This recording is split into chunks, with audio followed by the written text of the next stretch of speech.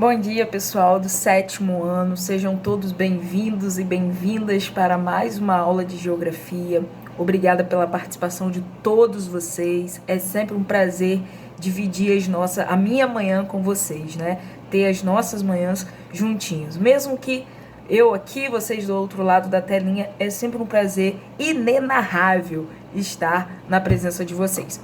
Bom, pessoal, iniciando mais uma aula de geografia, hoje a gente vai dar aí um pontapé para o início do capítulo 3, tá? Onde a gente vai estar trabalhando as características naturais do Brasil. Hoje a gente vai estar falando sobre o relevo e sobre a hidrografia brasileira.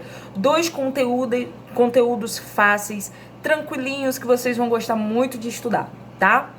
Bom, o Brasil é um território muito extenso, como a gente sabe, né? Nós temos o 5º maior país em extensão territorial. Devido a essa grande magnitude de tamanho, de extensão, o Brasil ele vai apresentar diferentes características, né? Nós falamos nas últimas aulas sobre as regiões, né? E essas regiões vão apresentar características diferentes entre elas, inclusive essa questão do relevo e da hidrografia. O Brasil é um país rico nesses aspectos naturais, né? O que configura um país dinâmico, tá? Nós somos abençoados, já dizia a letra da música, né? Nós somos um país abençoado por Deus, né? E bonito por natureza. E essa é a questão. O Brasil, além de ter essa grande extensão territorial, ele é abençoado porque a gente não tem terremotos, nós não temos vulcões ativos, não é isso? E o que faz com que o nosso país seja considerado um país seguro para a sobrevivência. Bom, então a gente vai falar um pouco sobre essa questão do relevo e sobre essa questão também da hidrografia durante todo esse período, capítulo 3, bom? Bom, devido a essa grande extensão territorial do Brasil, né, a gente vai ter diferentes características naturais, tanto na paisagem quanto na cultura, né? A gente vai encontrar diferentes características aqui no nosso território, ok? O primeiro conteúdo que a gente vai estar vendo aí é sobre a questão do relevo brasileiro. Primeira coisa, antes da gente começar a falar dos tipos de relevo do Brasil, a gente tem que entender o que é relevo, né? O relevo, pessoal, nada mais é que a forma da superfície terrestre, né? Nós temos diferentes formas de superfície. Quando a gente passeia, quando a gente vai viajar, a gente vê diferentes paisagens que vão compor o relevo.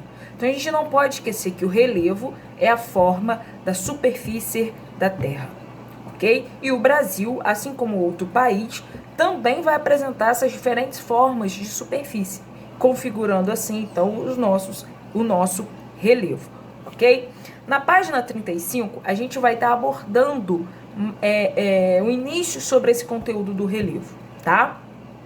Bom, para a gente entender, geologicamente falando, né, o Brasil, ele está situado sobre a placa tectônica sul-americana, ou seja, ele está centralizado sobre a placa sul-americana, tá?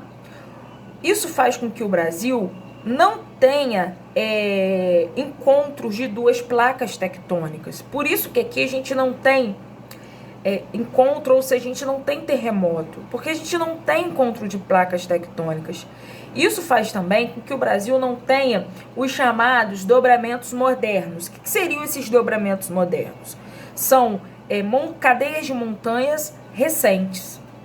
Essas cadeias montanhosas são resultantes, né, do encontro de duas placas tectônicas. Como a gente está centralizado sobre a placa sul-americana e não estamos no limite da placa, então a gente não tem encontro de duas placas e nem a separação delas.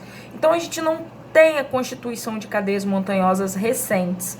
Então aqui no Brasil a gente não tem montanhas recentes, tá? Alguns estudiosos falam que no Brasil não tem nem montanha.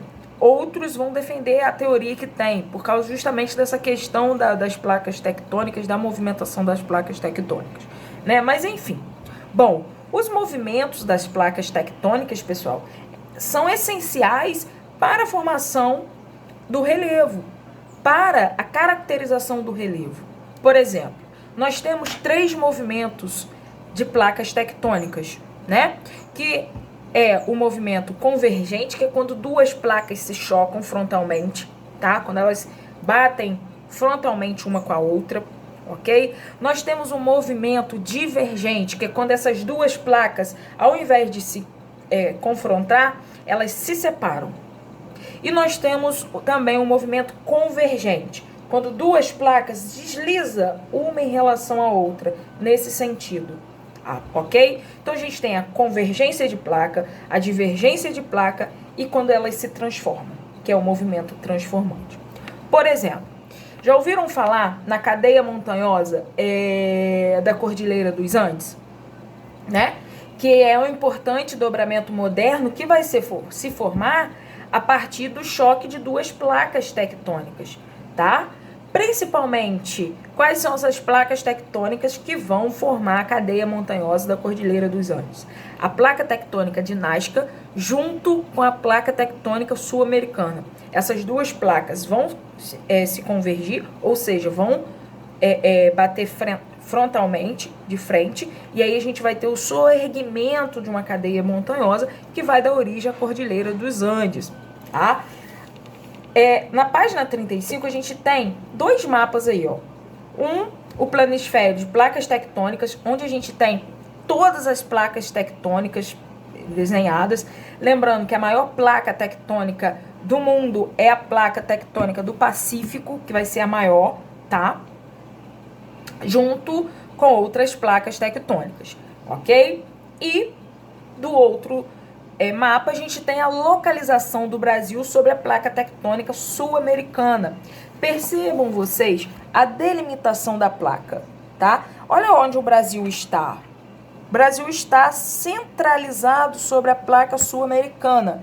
Então isso faz com que o Brasil não sofra instabilidade de placas, né? Por isso que a gente, vou retornar, por isso que aqui a gente não vê terremotos, por isso que a gente não tem vulcões ativos, né? A gente não tem a formação dos chamados dobramentos modernos, que são as cadeias de montanhas modernas, justamente por essa questão, porque o Brasil está centralizado aqui. Voltando para o assunto da Cordilheira dos Andes, no mapa sobre placas tectônicas, aqui a gente tem, ó, a placa sul-americana, percebam vocês, tá? E aqui a gente tem a placa de Nazca. Essas 2 placas vão confrontar, vamos dizer assim, uma vai bater em direção à outra. Percebam que tem 2 setinhas, uma interligada na outra, de frente para outra. É justamente aqui que a gente vai ter o encontro dessas placas tectônicas e aí a gente vai ter o soerguimento da cadeia montanhosa, tá? Quando essas 2 placas se chocam, a gente vai ter, então, a formação dessas cadeias de montanhas, ok? Então, a Cordilheira dos Andes é um resultado, tá, de encontro de placas tectônicas, entre outras cadeias montanhosas que a gente conhece, que também vai ser resultante do encontro das placas tectônicas ou da separação delas, que também a gente vai ter a formação dessas cadeias de montanhas, ok? Bom, pessoal, em relação à nossa altitude, né, o nosso relevo, a gente vai ultrapassar no máximo 900 metros, vamos dizer assim, 7% do nosso território brasileiro vai ultrapassar os 900 metros de altitude, tá?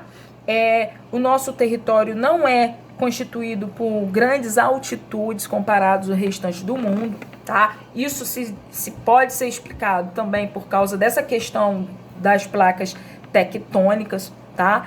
Que são importantíssimas aí na formação de um relevo, na questão da altitude, ok? Bom, a partir disso, pessoal, a gente vai ter a classificação do nosso relevo, tá? Vários serão os autores que vão se debruçar para estudar os nomes desse relevo, né? As formas desse relevo. E aí a gente tem um cara conhecido dentro da geografia chamado Jurandir Ross. O Jurandir Ross, ele vai ser um dos estudiosos mais importantes nessa questão do relevo.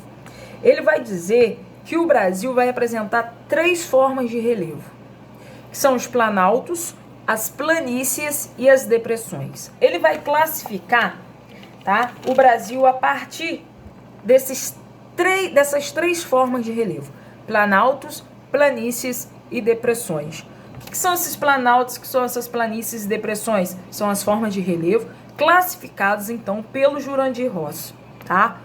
Bom, no Brasil, nós vamos ter 11 planaltos, 11 depressões e 6 planícies, configurando aí, tá, a maior parte de planaltos e depressões. A nossa região sudeste, onde nós estamos situados, principalmente o estado do Rio de Janeiro, tá, vai predominar a forma de relevo do planalto, tá? Aqui a gente vai ter a predominância de planaltos, que é uma forma de relevo. Na página 36, vocês vão ver esse mapa aqui, que é o Brasil relevo. E aqui a gente vai ter a distribuição das formas de relevo, tá? De marrom são os nossos planaltos. Percebam que o estado do Rio está sob o domínio do planalto. O de amarelo são as depressões, tá? E o verdinho são as planícies. Então, aqui a gente vai ter a divisão nesse mapa, a divisão dessas formas de relevo, tá? As planícies, onde a gente vai encontrar a maior variedade de planície? Pelo litoral brasileiro e também aqui, ó, na planície do Rio Amazonas, tá? A planície do Rio Amazonas, ok? Vai ser uma das maiores planícies brasileiras, ok? Aqui na região norte. Então, recapitulando, são 3 formas de relevo brasileiro: planaltos, planícies e depressões, ok? Aqui no estado do Rio, a gente vai ter, então, a predominância da forma de relevo do planalto, tá bom? Pessoal, fique atento ao nosso sistema, à nossa plataforma, que eu vou colocar lá as atividades que deverão ser realizadas aqui na nossa aula, tá bom? Obrigada pela participação de vocês e até a nossa próxima aula. Beijão!